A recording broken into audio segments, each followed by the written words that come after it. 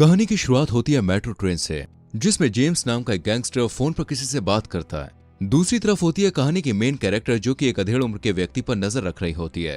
तभी उस अधेड़ आदमी का न्यूज़पेपर एक लेडी से टकरा कर कहीं गुम हो जाता है।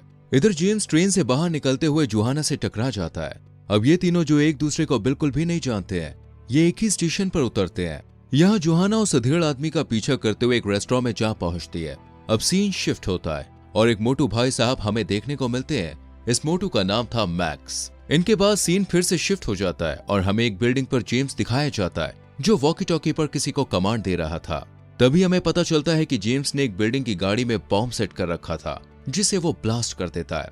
ब्लास्ट के चलते उस बिल्डिंग में आग लग जाती है। तभी फायर ब्रिगेड की टीम आती है, लेकिन फायर ब्रिगेड के साथ साथ यहाँ कुछ लुटेरे भी आते हैं, जो बैंक में घुसकर बंदूक के नोक पर चोरी करके वहां से भाग जाते हैं। तभी जेम्स को वहां पुलिस आती हुई दिखाई देती है। वो तुरंत ही मोटू मतलब मैक्स को पुलिस के बारे में बताता है और मैक्स ट्रक लेकर उन पुलिस वालों की गाड़ियों के सामने पहुंच जाता है और दूसरी तरफ से भाग निकलता है।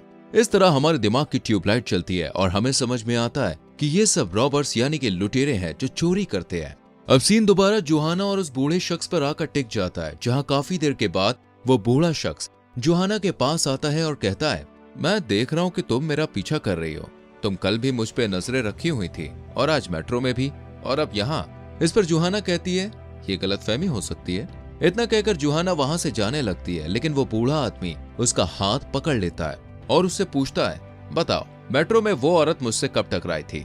इस तरह वो सारी टाइमिंग पूछता है, लेकिन जोहाना भी सारे जवाब दे देती है। बस एक सवाल का जवाब जोहाना नहीं दे पाती, और वो ये है कि वो न्यूज़पेपर कहाँ गया जो उस अधेड़ के हाथ में था। इस पर वो अधेड़ आदमी कहता है कि हमें बेहतर की उम्मीद थी, और एक पेपर छोड़कर वहां से चला जाता है। अब जोहाना उस पेपर पर स्क्रैच करती है तो वहां पे लिखा होता है, यू आर सेलेक्टेड। यानी जोहाना का ये टास्क था और अब वो एक जासूस बन गई थी एक तरह से। अब सीन दिखाया जाता है अंधेरी रात का, जहां वो चोर अपना अपना हिस्सा बांट रहे थे। इनमें से एक चोर कहता है कि हमने मेहनत ज्यादा की तो जेम्स को पैसे ज्यादा क्यों मिले।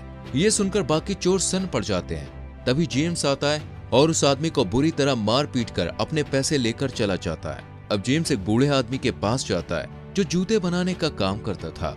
असल में जेम्स ने चोरी की ट्रेनिंग इसी से ली है, क्योंकि ये शूमेकर पहले एक चोर हुआ करता था और अब इसके पास जेम्स का पासपोर्ट था, जिसे देने के बदले वो उससे अपने काम करवा रहा था। और अब वो जेम्स को एक और टास्क देता है। अब कहानी आ जाती है उस अधेड़ के ऑफिस पर। असल में इस अधेड़ का नाम था चीफ हॉन्ग, जहाँ जोहाना आती है। चीफ हॉन्ग उसे सबसे मिलवाता है। यहाँ पे हम देखते हैं कि चीफ हॉन्ग की टीम का नाम जानवरों की तरह था, जैसे मंकी, स्लॉथ, मोल, वाइपर, ऑस्ट्रिच और स्क्वेरल। अब ये सब लोग मैक्स, जो कि सीसीटीवी में हल्का सा दिखा था, उसकी तलाश में निकल जाते हैं। लेकिन हॉन्ग जोहाना को गाड़ी से बाहर नहीं निकलने देता है, पर थोड़ी देर बाद वो उसे टॉयलेट ब्रेक देता है, जहां जोहाना अपने आप से बात करती है, लेकिन वॉकी टॉकी बंद करना भूल जाती है, जिससे पूरी टीम उसकी बातें सुनकर ठहाके लगा लगा के हंसती है। अब हमें जेम्स दिखाया जाता है, जो एक और चोरी करने में कामयाब हो जाता है। तभी वो एक आदमी को देखता है जो सामने वाली बिल्डिंग से उसकी तस्वीरें निकाल रहा था। जेम्स फौरन ही उस बिल्डिंग में गया और उस फोटोग्राफर को राम प्यारा कर दिया। दूसरी तरफ जोहाना दिखती है, जो कुछ गुंडों के साथ मारपीट करती है।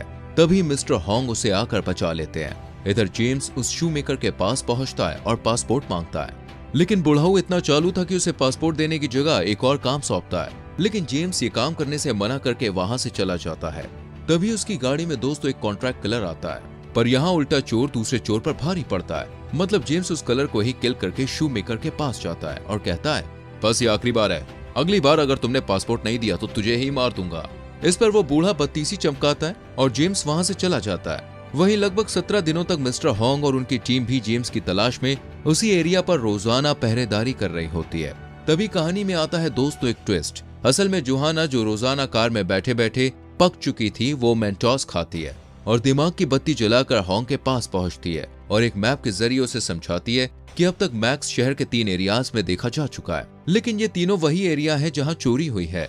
और ये तो आप जानते ही हैं कि चोर कभी भी चोरी वाली जगह पर नहीं आता है, यानी कि अब वो आएगा शहर के मिडिल पार्ट में जहां चोरी हो सकती है। ये देखकर मिस्टर हॉन्ग को बड़ी खुशी होती है और वो बच्ची के दिमाग की कद्र करते हुए उसे भी अपनी टीम के साथ बाहर जाने की परमिशन दे देता है। अब ये लोग शहर के बीच वाले एरिया में मैक्स पर नजर रखने लगते हैं। यहाँ जोहाना को हॉन्ग एक बैग देता है, जिसमें कुछ कपड़े होते हैं। नजर रखते हुए जोहाना को एक मैक्स जैसा आदमी नजर आता है और जब वो अपनी टीम को उसके बारे में बताती है तो ये कंफर्म हो जाता है कि ये मैक्स ही है।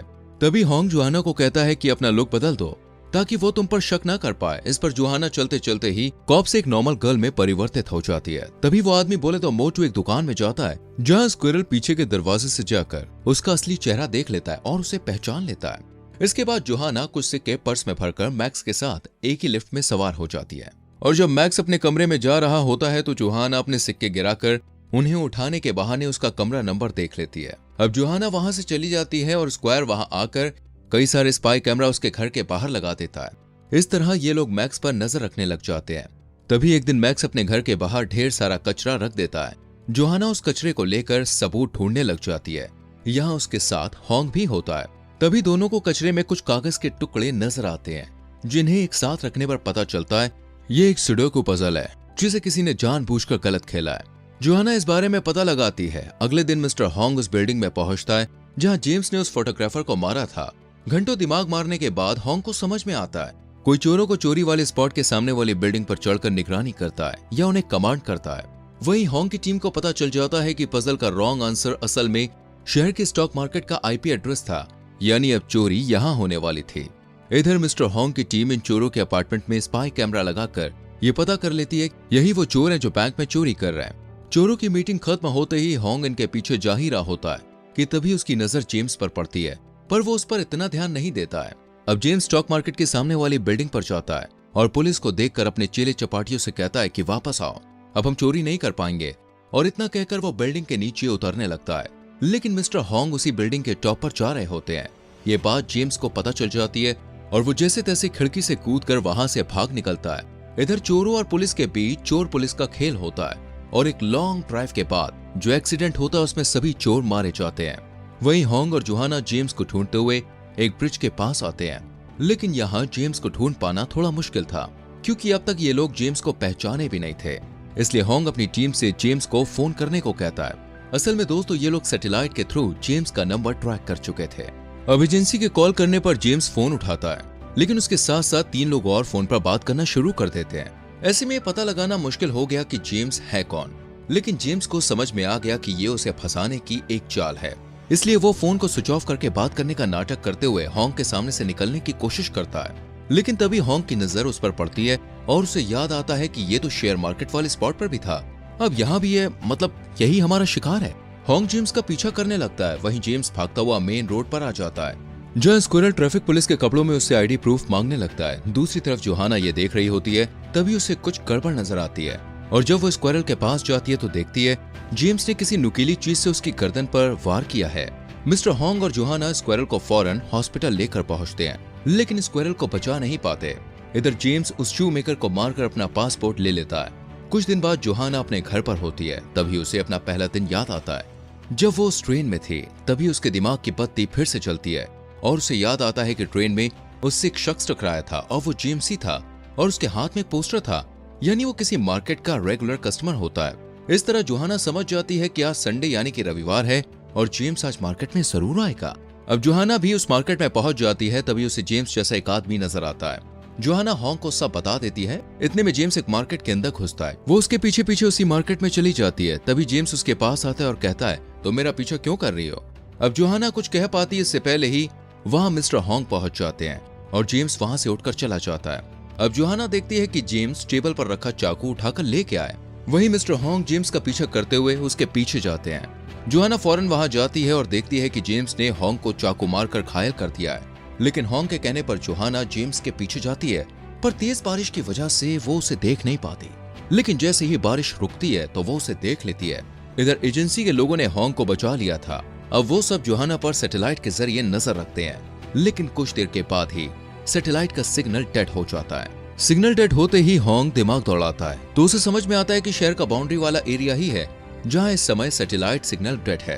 अब ये सब उसी जगह के लिए निकल जाते हैं। यहाँ जोहाना एकदम अकेली होती है, तभी जेम्स आकर उस पर बंदूक तान देता है, लेकिन एजेंसी के भेजे पुलिस वाले भी वहां पहुंच जाते हैं और जोहाना जैसे तैसे करके जेम्स के चंगुल से खुद को छुड़ा लेती है। लेकिन खुद को फंसता देख जेम्स ट्रेन के उस पार कूदकर भागने लगता है। तभी सामने से मिस्टर होंग आकर उसे शूट करते हुए स्क्विरल की मौत का बदला ले लेते हैं। अब कहानी के अंतिम दौर में स्क्विरल का फ्यूनरल होता है और कुछ टाइम के बाद जोहाना एक आदमी से टकराती हुई हॉन्ग को फोन करती है कि ये वही है। अब ये कौन है? असल में ये जेम्स का दोस्त है जिसके बारे में ये लोग पता लगा रहे हैं और इस तरह कहानी हो जाती है खत्म। वेल, आपको दोस्त इस मूवी का एक्सप्लेनेशन कैसा लगा मुझे कमेंट करके जरूर बताएं और हमारे चैनल फिल्म एडिक्ट को सब्सक्राइब करना ना भूलें। संग में बेल आइकॉन प्रेस करें जिससे आने वाली वीडियोस आपसे मिस ना हो।